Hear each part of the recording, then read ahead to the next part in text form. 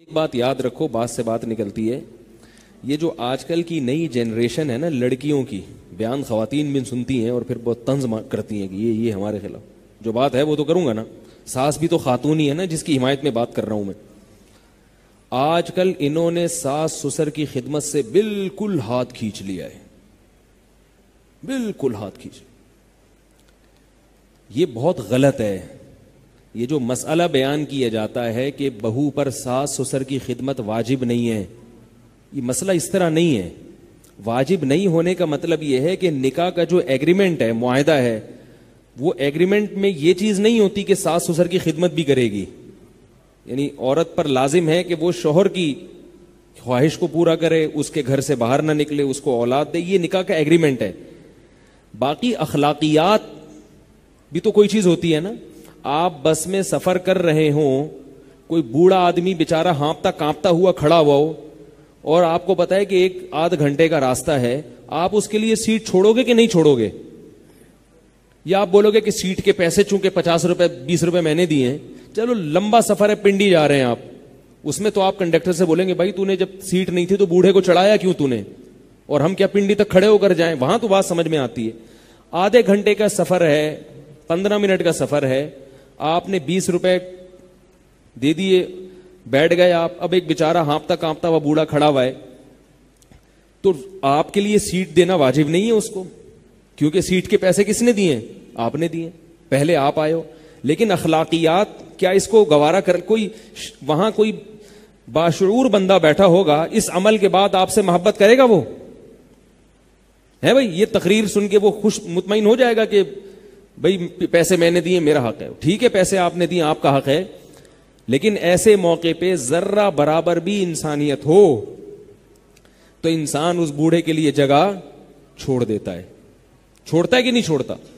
تو یاد رکھو، جب رشتہ قائم ہو گیا میاں بیوی کا، تو عورت کے لیے شوہر جیسے قابل احترام ہے، اس کا باپ اور اس کی ماں بھی قابل احترام ہے۔ ان کا خیال کرنا عورت کی اخلاقی ذمہ داری ہے۔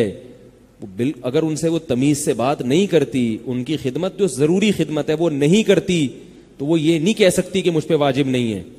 ایسے تو پھر شوہر بھی بہت ساری چیزیں، شوہر یہ جو آج کل اتنا خرچہ مرد اپنی بیویوں کو دے رہے ہیں، یہ مردوں پہ واجب تھوڑی ہے۔ میرے پاس خواتین کے فون آتے ہیں نا، نان نفقہ نہیں دیتے ہمارے میاں۔ میں کہتا ہوں صبح ناشتہ ملتا ہے؟ ہاں ملتا ہے۔ دوپہر کھانا ملتا ہے؟ ہاں ملتا ہے۔ رات کھانا ملتا ہے؟ ہاں ملتا ہے۔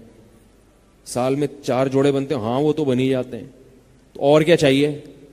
کہہ رہے نہیں، وہ جو نان نفقہ ہے، جو نان نفقہ ہے وہ تو مل نہیں رہا۔ تو میں نے کہا یہ کیا ہے؟ میں نے کہا گھر کی سہولت میسر ہے۔ ہاں بھی گھر تو دیا ہوا ہے میاں نے، نان نفقہ نہیں مل رہا۔ تو اسی طرح خواتین کہتی ہیں یہ نان نفقہ ہے، صبح ناشتہ بھی کرا دیا اور یہ بھی، تو اور کیا نان نفقہ ہے بھائی؟ ان کا نان نفقہ یہ ہے کہ ہر تقریب پہ نیا جوڑا، جب بھی کسی کی شادی ہوگی نئے کپڑے بنیں گے، پھر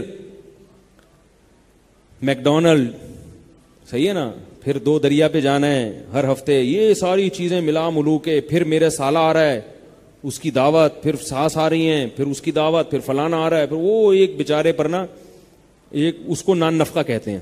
باقی یہ کوئی نان نفقہ تھوڑی ہے، یہ تو ویسے ہی کھانا ہے بھائی، یہ تو ضرورت ہے۔